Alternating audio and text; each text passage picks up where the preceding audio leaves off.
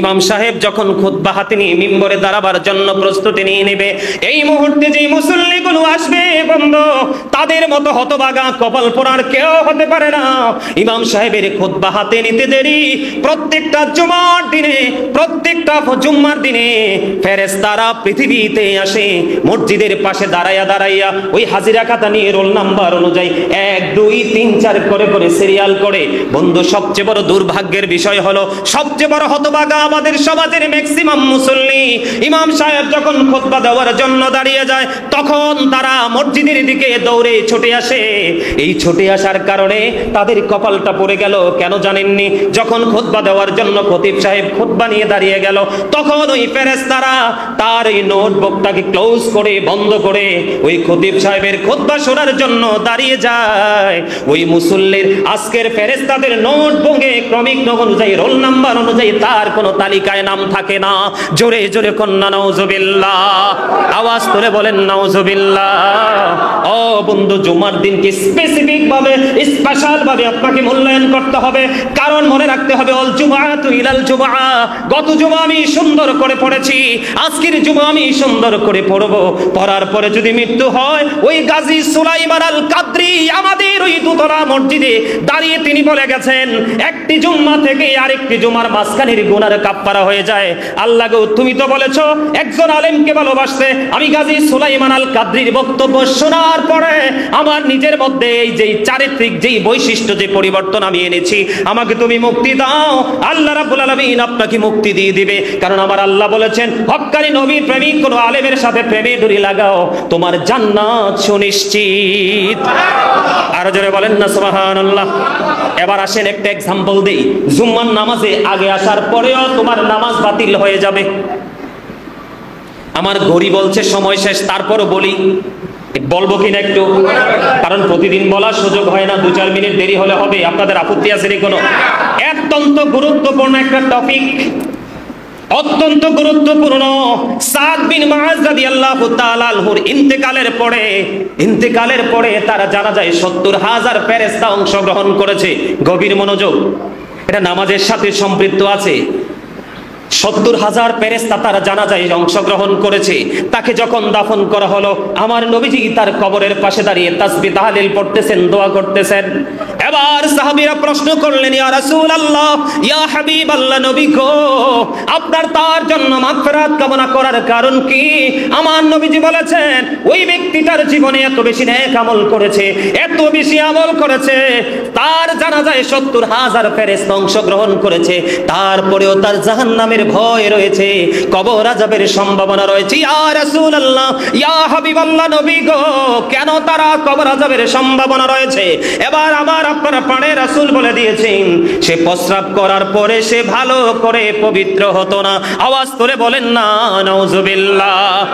এই হাদিস শরীফটা বলার কারণ হলো, বন্ধু, এখনকার বর্তমান ইয়াং প্রজন্ম, তরুণ প্রজন্মের যুবকরা ম্যাক্সিমামই আসে ডিজিটাল কমার্শিয়াল নামাজ পড়ার নিয়তে। তোমার কথা বলেন না কেন? আগে আসবে না। আমি যুবক বা যারা তাড়াহুড়া করে প্রস্রাব করে পানি খরচ করেন, তাদেরকে বলতে চাই, আজকে আমার আলোচনার পরে গিয়ে ট্রাই করবেন গোপন কোন জায়গায় গিয়ে। এতদিন যে দ্রুত গতিতে প্রস্রাব করে পানি খরচ করতেন, আজকে পানি খরচ না করে একটু হেঁটে দেখবেন ফোঁটা ফোঁটা করে প্রস্রাব বের হয়ে আসবে। এই জন্য আপনাকে আগে আসতে হবে, রিল্যাক্স মোডে প্রস্রাব করতে হবে, এক্সারসাইজ করতে হবে, টিস্যু ব্যবহার করতে হবে। অন্যথায় মাটি, যেটা যতক্ষণ না পর্যন্ত আপনি পবিত্র হয়েছেন মনে না হবে, ততক্ষণ পর্যন্ত আপনার নামাজে আসলে চলবে না। আছে না নাই? এবার আসেন, এই যে কমার্শিয়াল পোশাক, ডিজিটাল পোশাক, যুবক ভাইয়েরা, আমি তোমাদেরকে বাঁচানোর জন্য এসেছি, তোমাদের শত্রু হয়ে নয়। আমার আল্লাহ বলেছেন, কো আনফুসাকুম ও আহলিকুম নারা। আমার আল্লাহ বলেছেন, save yourself and your families from the fire. আল্লাহর ওয়াজ আমি আপনাদেরকে শোনাচ্ছি। ম্যাক্সিমাম ছেলেরা জিন্স প্যান্ট পরে আসে, আসে না নাই? মন দিয়ে শোনেন যুবক ভাই, তোমরা শোনো, নারীর যেমন পর্দা ফরজ, পুরুষেরও তেমন পর্দা ফরজ। নারীর পর্দা মাথা থেকে পা পর্যন্ত ঢেকে রাখতে হবে, এটা তাদের জন্য ফরজ। আর পুরুষের পর্দা হলো এই নাভি থেকে নিচ পর্যন্ত ঢেকে রাখতে হবে, এটা পুরুষের জন্য ফরজ। এখন আমি আপনাদেরকে বলে দিতে চাই, এখনকার ছেলেরা যে পোশাকটা পরে, এই পোশাক পরলে তাদের লজ্জাস্থান ঢাকা থাকে না ফাঁকা থাকে? কথা বলেন না কেন? আমার কাছে অত্যন্ত লজ্জা লাগে। দূর পথে যখন কোনো সফরে যাই, সামনের কাতারে যদি কোনো জিন্স প্যান্ট ওয়ালা নামাজ পড়ে, সে যখন রুকুতে যায় তখন অনায়াসে তার লজ্জাস্থানটা দেখা যায়। যার লজ্জা নাই তার ঈমান নাই, যার ঈমান নাই তার আমলের কোনো পাওয়ার নাই।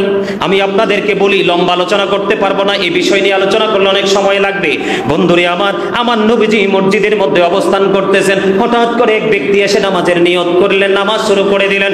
আমার নবীজি বললেন তুমি ওযু করে আসো। তিনি নামাজ ভেঙে ওযু করতে গেলেন, ওযু শেষ করে এসে আবার তিনি নামাজের নিয়ত বাঁধলেন। নবীজি বললেন তুমি ওযু করে আসো। আবার তিনি ওযু করতে গেলেন, আবার তিনি ওযু শেষ করে এসে আবার তিনি নামাজের নিয়ত বাঁধলেন। নবীজি বললেন তুমি ওযু করে আসো। বুখারী শরীফের মধ্যে এসেছে বন্ধু হাদিস খানা। এবার একজন প্রশ্ন করলেন, ইয়া রাসূলুল্লাহ, ইয়া হাবিবাল্লাহ, নবী গো, আপনি বারবার কেন বলছেন তাকে ওযু করার জন্য?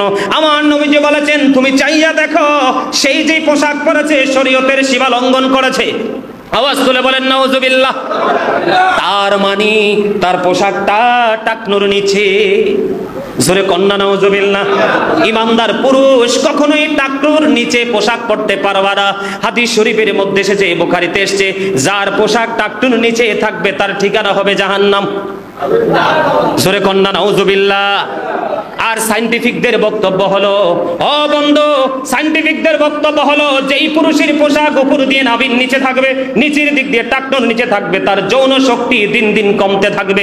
জোরে জোরে কন্যা নাউজুবিল্লাহ। আবার কখনো দেখা যদি হয়, নতুন ভাবে সুন্দর করে গুছিয়ে বলার চেষ্টা করব বন্ধু। জিন্স প্যান্ট পরা যাবে না, যেই পোশাকটা আপনারা হয়তো মনে মনে ভাববেন আমার এক যুবক ভাই আমার ওয়াজের সাথে সাথে কিন্তু প্যান্ট বইটা উপরে উঠাই ফেলছে। নিচে ছিল, এটা কোথায় ছিল? নিচে ছিল। আমার ওয়াজের সাথে সাথে কিন্তু উঠাই ফেলছে। এটা কিন্তু তার তাকওয়া। এটা কি তাকওয়া? আল্লাহ চায় বান্দা এইভাবে ফিরে আসুক। কি করক? এইভাবে ফিরে আসো। কিন্তু আমি আমার যুবক ভাইদেরকে বলবো, নিচের দিক দিয়ে বটি উপরে উঠানো সোজা, কিন্তু এখন এই নির্লজ্জ পোশাক, নির্লজ্জ প্যান্ট উপর দিয়ে নাভির উপরে তোলা কিন্তু সোজা না। কারণ এটার জন্মই হয়েছে ছোট্ট হয়ে। নাউজুবিল্লাহ বলেন না কেন? The heretics are the eternal enemy of the believers. Innal kafirina kanu lakum aduwwan mubina. আল্লাহ বলেছেন বেঈমান কাফেরের প্রকাশ্য শত্রু হলো, ঈমানদারদের প্রকাশ্য শত্রু হলো বেঈমান কাফেরেরা। এই পোশাক আবিষ্কার করেছে বেঈমানেরা। সম্মানিত উপস্থিতি, পবিত্রতার দিকে খেয়াল রাখতে হবে, পোশাকের সৌন্দর্যের দিকে খেয়াল রাখতে হবে। আর আমাকে জুম্মার দিনের মেহমান, ঈদের দিনের মেহমান মনে হচ্ছে কিনা সেই দিকে খেয়াল রেখে যখন আমি সবার আগে মসজিদে আসবো, আল্লাহ রাব্বুল আলামিনের রহমতের ছায়াতলে আমরা আশ্রয় পেতে পারবো। আল্লাহ যেন আমাদের সবাইকে আল্লাহর প্রিয় বান্দাদের অন্তর্ভুক্ত করেন, এই সকলে বলুন আমিন। সম্মানিত উপস্থিতি, অগোছানো আলোচনায়